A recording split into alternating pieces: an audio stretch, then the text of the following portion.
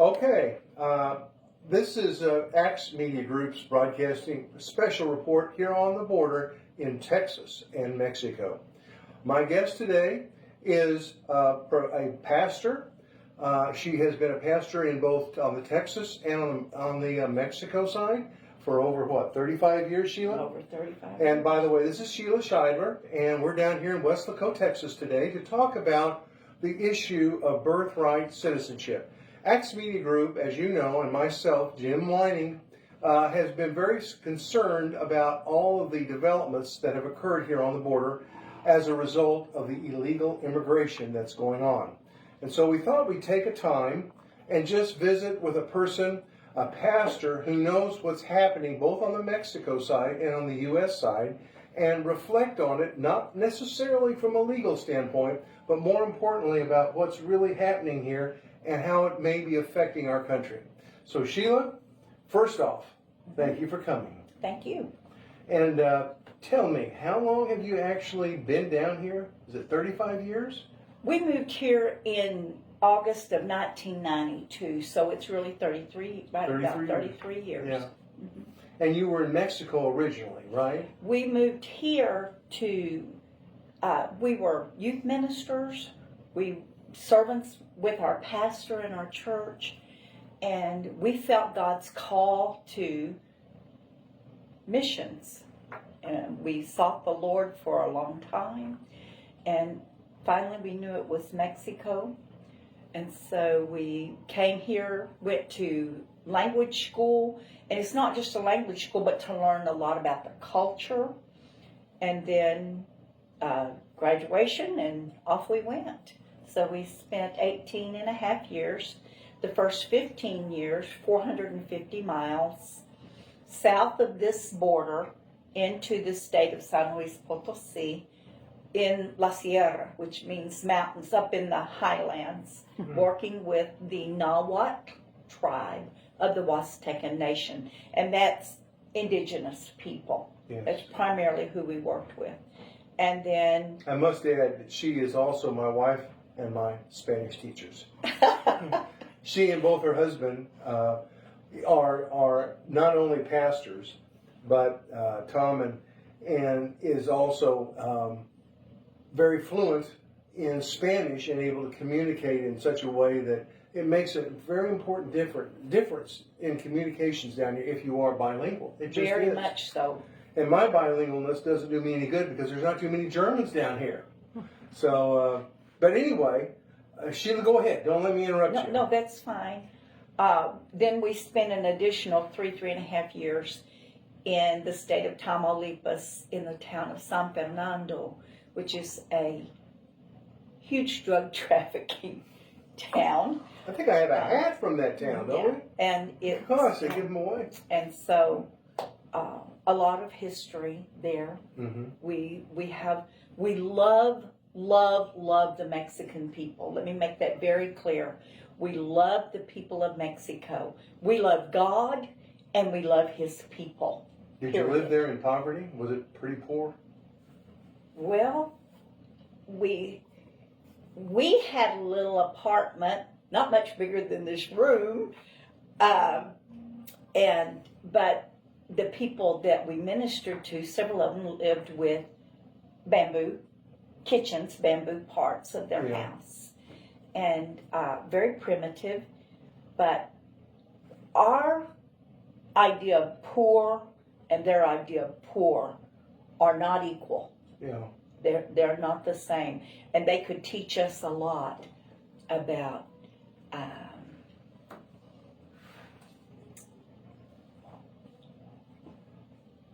living within what you have, and using it well. So would you say that the people generally in Mexico see going to the United States as an opportunity for a better lifestyle? Okay, this is kind of a tough question, because part of what you're saying, yes, so, but Mexico has very wealthy people. Don't misunderstand. Very, very wealthy country, but it's a two-class system. Mm-hmm. You have the wealthy and you have the very poor. and the wealthy do not assist the very poor. They may employ them, but at a minimal, seriously at a minimal. Yeah, I was amazed to find out that the educational system for the children in Mexico ends at 6th grade. And they have to have private education to get past to a high school level of education. And so there's many motivational reasons to become a U.S. citizen. Or to just be living in the U.S., because you can pretty much access all of our services whether you are or are not a citizen. That's true. So what do you think about this issue of birthrights? Recently, you're not up to date, President Trump passed a law which essentially came against the 14th Amendment of the Constitution dealing with birthright citizenship in the United States, which says, in essence, if you are born in the United States, even of people who are not U.S. citizens, you qualify as a U.S. citizen, which immediately then allows your family to be in custody of you in the United States. And that is where we introduce your observations. This rubber meets the The road. road, yeah. Because just to say, oh, hey, I'm visiting the United States this week, and oh, I happen to be 9 months pregnant, and oh, I'm going to have my baby, and my baby will be a U.S. citizen. That's nonsense. The 14th Amendment was written, in essence, about slavery. Yes. That if they were here living. They weren't here passing through. They weren't visiting. And this has become a huge issue. But we have observed through several years I worked at our local hospital after we came back off the mission field. And we would see pregnant women sitting in the waiting room. Here in Weslaco? Waiting to have their baby so that baby would be a U.S. citizen. I need you to recognize that our town is just about 5 miles north of the Mexico border as the crow flies. So we're very close. And many people from Mexico come here seeking medical services, and many people from the United States and Canada come here going to Mexico seeking medical services. Yes. And so it's frequently traveled. Yeah. We have known of other missionaries that would bring pregnant women over here to have their babies so that their babies would become U.S. citizens. This is an issue because it's not just that they become a U.S. citizen. They now have rights to all of our social services. That child is required to be educated. So they're in our education system. I want them to be educated too. Well, the minute they're born, they get a Social Security card. Yes. That didn't used to happen. I know. But it's the way it is now. I know that, yeah. And so now they're in our social system, and it's not just baby 1. It's, oh, next time I'm pregnant, baby 2. Next time I'm pregnant, baby 3. And so now we have huge money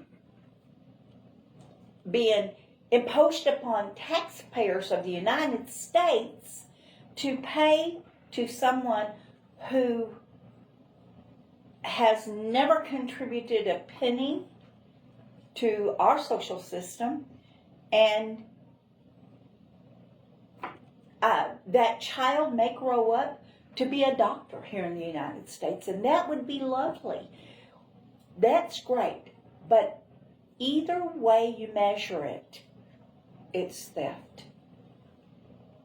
I know what you're saying. What grabbed me, Sheila made a comment on Acts Media Group's Facebook page about an observation that was made about, and I don't even remember the article, but I remember her response, and she was dealing with how it's almost like my veterans friends would call it stolen valor. Okay, when you're using something for your benefit that you don't qualify for, and this particular stolen valor means having no intent to be a U.S. citizen, but yet trying to use U.S. citizenship to benefit your lifestyle, whether it be in the United States or principally in Mexico.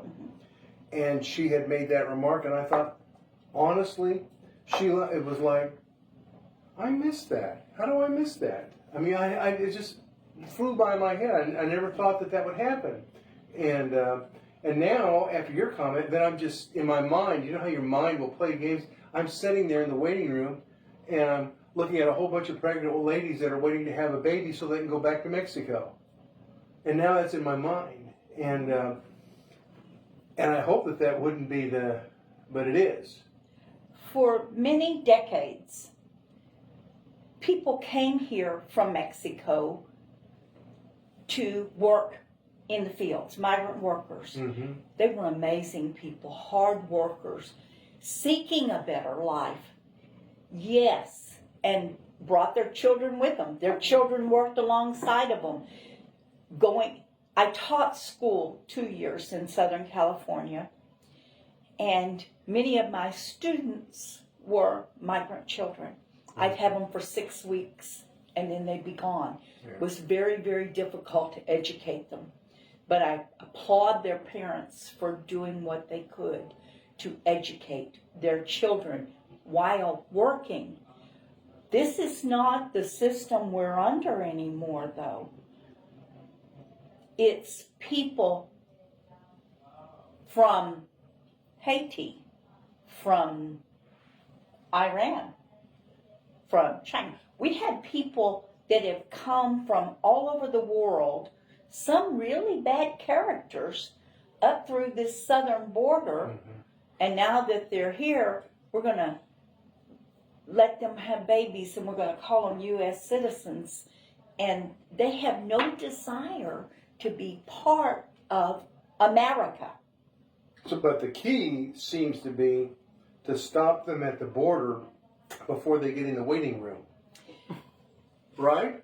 The difference, Jim, is there's legal migration. Mm-hmm. That's what our country is open to. We love migrants. But just opening a floodgate and saying, oh, come on, any old body, y'all just come on over here. That's where we have a problem. Yeah. And it is a problem. So if technically President Trump gets his wall done and the line is separated between Mexico and the United States, and all the people that come through the Darien Gap and all this other are blocked, then this issue of birthright citizenship for people who are taking, as you said, and I agree, taking advantage of the U.S. citizenship would end because they couldn't get here to deliver their babies. Wouldn't that be true? That is true. And right now we have a significant There's a no in the crowd back there. drop. They still come across that missionary that would bring them in his automobile through the port of entry and slip them through, smuggle them in. Yeah. And Are you aware of a person that does that? Oh, yeah. oh yeah. Unfortunately, I am too. We don't know where he is now. But I will tell you, we would have friends ask us, will you just take me over with you? Just take me over with you. Once we get to the other side, I'll disappear.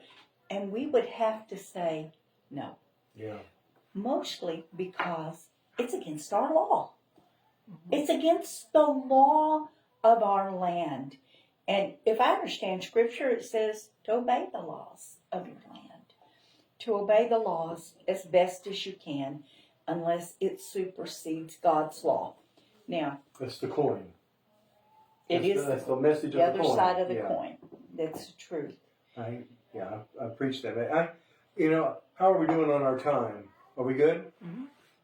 When we talk about birthright citizenship, okay, how do we deal with if we are going to successfully effectuate a border, and which I think we will effectuate a border, the next step is then, how do we handle and I've heard numbers of 8 million to 22 million. How do we handle that the birthrightness of all these people that are here already? Do we just say okay? What do you think the practical approach to that is? Boy, I don't think you can take away their citizenship. I don't think you can now go take that away. The history of the United States is we have taken away citizenship during active war. Mm-hmm. You know, during World War II, we took away the citizenship of Japanese. Of Japanese, yes. And of course, people that came over here from the United States were indentured servants or slaves were never citizens of this country. And in fact, in Georgia, they were buried, you know, in the ocean. So, I mean, we've done that. I'm trying to figure out, because I know this country, there's no way 3/4 of the states would have agree on the day of the week. And I know that the Congress probably is never going to agree with 2/3 majority in anything. So how do we live through it and not be inhumane, but yet be Christian in our love for others, but recognize the importance and the integrity of being a country? I don't know. I don't think we can turn back time. I think we can only move forward. And we must be sure that people that live in this land abide by the laws of this land. I don't know how we're going to make that happen either. Well, don't you think we need to get the criminals that came over? Those are those have headed to go. out. They're headed out. And then there's the other block, which is probably the greater block, people that are here illegally. Literally not even green carded. They're below that. They have no green card. Yeah, they have nothing. Yeah. But the problem was, and here's the issue, that you will find out when you talk with Sergio, is they would come in through the border, and the Border Patrol hands are tied. They cannot even put them in the system. They can find out their names, their age, who they're with, that kind of thing. But they can't even put them in the system. And then they just have to send them on their way. You let them in? Yeah. That's what was happening for 4 years. Yeah. Period. And so now... Don't they have court dates that they're supposed to answer back to? No. Not with the masses. The masses that were coming were not even being given a court dates. Yeah. And so now, what do you do about the ones that are here? Well, you know, if they're troublemakers like the Tren de Aragua, those guys, I'm glad. Hey, yeah, get them out of here. Yeah. We don't like thugs here. But well, by the way, I don't want to miss out on letting people know, yes, where we are doing this little interview, and we might do another one here in a reasonable period of time. And the name of this restaurant is Weslaco's Daily Grind. Weslaco's Daily Grind. It's right off a street we all should remember. For those in Missouri, it's on the Missouri Street in Weslaco. How easy is that, guys? You in Springfield and Kansas City and St. Louis, and this isn't hard. We're on the Missouri Street here. And the name of it is? Weslaco's Daily Grind. Okay, and I want to tell a little bit about her husband, Tom, and Sheila, and they are with the Shidler. They are with the Crossroads Church, Community Church, here in Weslaco, and they do a tremendous service to a resort that Pam and I live in called Snow to Sun. And they also have a fantastic Bible study. And in fact, right now they're dealing with the book of Acts. And for those of you who enjoy reading the book of Acts as the beginning of the Holy Spirit into our lives, it's just it's a great time. And these are Christian people giving a humane attitude about how to approach a very difficult subject, even for those who have made wrong choices getting here. And so if we could all work together in peace and love and harmony, solutions do have a way of appearing, which we don't see right now. But the first thing we have to do is come forth with truth and observation, because we are gaining that in our experiences in life. We want to thank you for listening to this little program we had today, and especially to our guest, Sheila. And Sheila Shidler from Weslaco, Texas, pastor there with Crossroads Church. Thank you. Good day.